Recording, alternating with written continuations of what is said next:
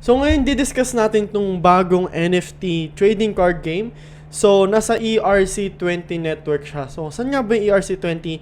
Nasa Ethereum po siya. So Ethereum, so probably meron po tayong babayaran na konting gas fees. Pero ang pangalan ng project na to is Shiryu Inu. So itong Shiryu Inu, again trading card game. So if you are familiar with games like Splinterlands, Axie Infinity, then probably you will have an idea on how you will be able to play this game. Okay? So, now, discuss muna natin, and bago pala tayo mag-discuss, huwag nyo kalimutan mag-subscribe sa channel ko.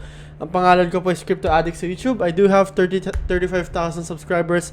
Help me reach 40,000 subscribers before this month ends. Malaking tulong na po yun sa bawat subscription nyo guys habang nanonood kayo dito. And again, this one is not of sponsored content. So, ako, ni-research ko po to. So, nakita ko kasi medyo okay yung project eh. Like, in terms of website, in terms of white paper, kompleto naman. So, might as well let's discuss, okay? Let me just share to you on how this game works then, okay? So, actually, this is the teaser, okay? The preview of, what do you call that? Of Shiryu Inu. So, let me just go ahead and play this.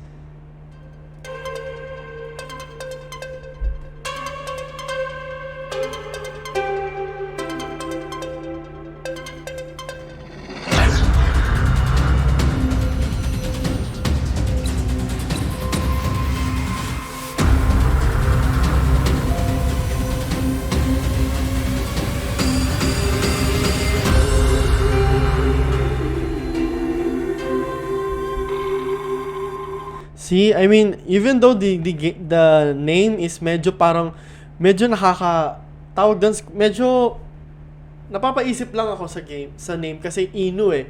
So parang for me medyo gamit na yung word na Inu.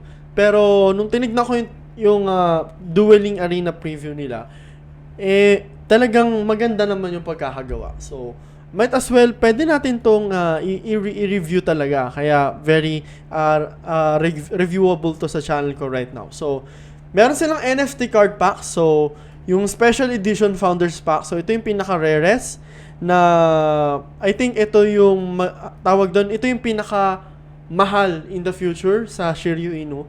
So, it will be available very soon. Tapos, there is also a limited edition card backing. Also, there is a chance to mint alpha and mythic beasts, and also this is or every NFTs are playable in the game. Then there's more than 100 cards that you can probably collect. So there's actually a marketplace here where you can be able to, alam mo na, mag-mint dito sa Shiryu. So tingnan natin magkano nga bang isang mint nila. So sabihin natin kasama yung gas fee around 0.005, sabihin natin ganun. So tingnan natin, okay? 5 ETH to USD. So, you need at least convert natin in Filipino, So, also the English subtitles will be up soon po for the international viewers din natin. So, more than 11,000 pesos ang kailangan mo for you to be able to mint your own NFT cards here. Tapos, syempre, yung discounts niya magsa-start lang dito sa 10 packs. So, if hindi mo afford or ayaw mo mag-shell out ng more than 0.30 or 0.45, I suggest just buy packs here. Okay? Kasi yung discounts niya just take effects dito sa 10 packs and 20 packs. So, sa isang pack, okay, I think it's around 6 na tawag doon, 6 na cards ang available. Pero, ayun, sa 6 packs daw, enough cards na daw yung needed mo, or enough cards na daw yun para makapag-play ka ng Shiryu Inu na game. So, okay naman siya kasi ang problem nga lang is medyo may kalakihan nga lang po ng capital. 'Di ba? So, tingnan natin, 0.25. So, 50,000. 'Di ba? Medyo malaki. So, ayun, if kaya mo, if medyo trip mo naman yung game, why not? Why not, right? So, how you'll be able to play this, or kailan ba siya magiging available? Magiging available siya live by the end of December or early January next year. So, next year siya. Tapos, syempre, may marketplace po dito. So, yung NFTs mo, pwede mo ibenta doon sa loob ng marketplace. So, syempre, tawag doon, hindi pa siya available right now, pero NFTs kasi to NFTs kasi to. So, NFT are more likely you can probably sell every single NFTs that you have in the marketplace. As long as there are someone that are going to buy it, 'di ba? So, ito yung packs nila. Dito mo pwedeng i-open pala rather yung packs mo. Tapos dito mo makikita yung cards mo, 'di ba? Tapos pwede ka rin actually mag-farm dito ng tawag doon ng Shiryu tokens. So, ayan sa each 20 trillion tokens, medyo ang dami. Feeling ko madami to. 1 free pack per 7 days. Okay? So, bakit kailangan mo mag-stake? Syempre, makakuha ka ng free pack. So, paano nga ba mag-add ng liquidity dito? So, click lang po natin to. Sa Uniswap kasi to, rather. So, select natin USDT tayo. Para malaman natin kung magkano nga bang kailangan natin para makakuha tayo ng free NFT pack free pack every 7 days. So, 20 trillion tokens daw. Alright, so magkano ang 20 trillion? So, connect muna natin yung wallet natin, syempre. So, yan, i-connect natin. Okay, we just click the next para tawag doon. So, tuloy-tuloy. So, syempre, lipat lang natin saglit itong ating platform to Ethereum mainnet. Alright? So, sabihin natin, kailangan natin ng 20 trillion, right? So, ilang zeros yun? 3,000 million, 12 zeros, right? 6, 7, 8, 9, 10, 11, 12. So, yan tanong, magkano ang kailangan mo?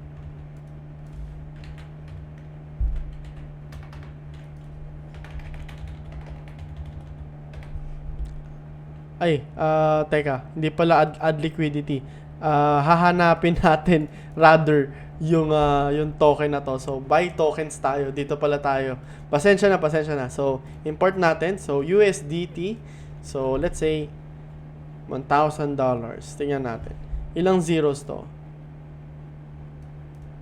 3, 6, 9, 12. Actually, sobra pa.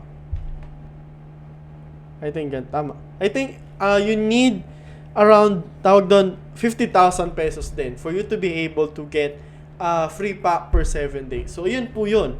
Okay? Tawag doon, kagandahan lang nito, syempre, may use case naman yung token. 'Di ba? May use case siya. So, dito mo siya makikita, guys. Okay? Again, nasa farm po siya. Pupunta ka lang sa D-app ni Shiryu Inu. Okay? Dito mo yung kiklik. Diba? Tapos, pwede mo yan i-mint dito. Okay? Diyan mo lang siya makikita. So, tingnan natin, di ba?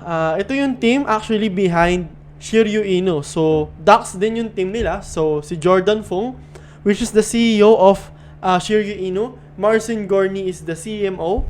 So, they are the leaders in DeFi space rather. So, makikita niyo po yan dito. May mga marketers sila, may mga live developers, di ba? Although, hindi nga lang shown kung sino yung names nila for their privacy purposes na din, okay? It's their choice if gusto nila ipakita sarili nila o hindi, 'di ba? So, actually, itong project na to, bago ko makalimutan ibanggitin, is onboarding na yung tawag doon yung audit nila sa Certic. So, ito yun, no? So, they have requested security audit since November 10. Alright? So, medyo matagal nga lang siya. Pero, ayan po ang tawag doon. Ito po yung audits nila ng Certic. So, currently, ito yung lumabas. So, medyo may mga issues na inaayos naman nila. Rather, kasi finifix yan eh. Kasi 85 na siya. So, nire-resolve na yung major issues niya before. Pero yan, currently onboarding po yung Shiryu Inu sa tawag doon sa security audit ni Certic. Alright? So, ayan, ito yung white paper ng Shiryu Inu. Kagandahan lang yan is syempre yung graphics na ginagamit nila medyo unique, right? So, yung game niya, again, this is a trading card game po. Tapos may 4 element cards actually sa loob ng Shiryu Inu. So, siya si Fire, Earth, Thunder, and Water. So, like the basic elements din. So, I think parang itong elements na to is tawag doon medyo at least naiba naman, 'di ba? So play to earn siya, play to earn gaming siya kasi tawag doon you will be rewarded every time you win games sa Shiryu Inu. Alright? Now, for the roadmap, ito po yung roadmap nila. So, hindi actually siya naka-based dun sa like time date, pero via phase yung pagkakaayos ng roadmap nila. So, phase 1, of course, they are concentrating on the growth and marketing. Tapos, yung phase 2, which is I think nandito na sila, is yung creation ng the app nila. Tapos, for the phase 3 is this, tawag doon, ila-launch na nila yung fully functional na talaga yung game. Rather, okay? So, again, ito yung Telegram nila. Actually, I will be joining their Telegram group as well. Kasi, dito kasi makaka-ask ka na any questions, alright? Dito ka makaka-ask na any questions. So, meron actually silang AMA before with the CEO, so you can ask any questions that you can probably ask directly here. Okay? So, yan, as nakikita nyo, hindi sila tawag doon, yung members na to hindi to botted kasi una-una meron pong verification. May verification po. Okay? So, complete natin 83. Yan.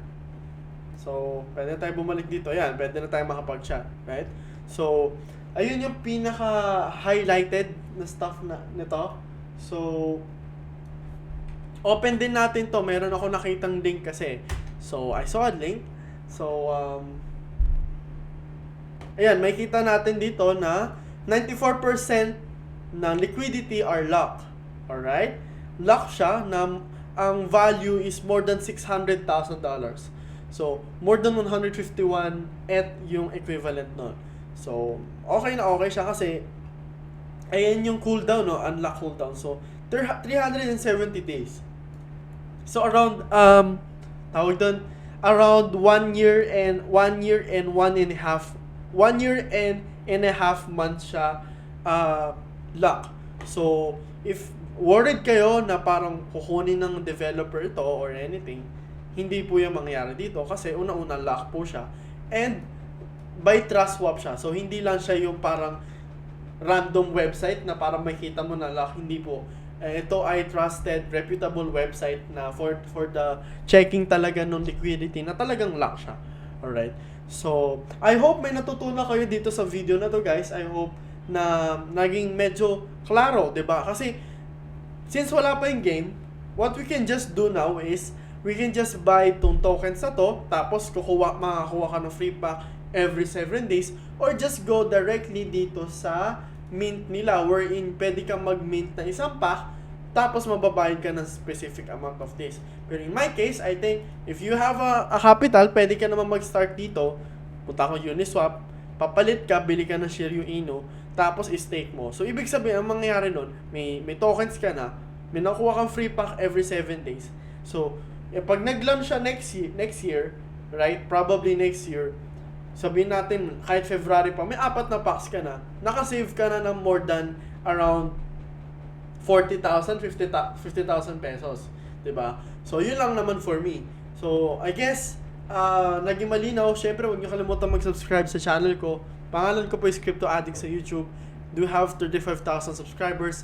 Please help me reach 40,000 before this month ends. And of course, see you on the next video, and God bless.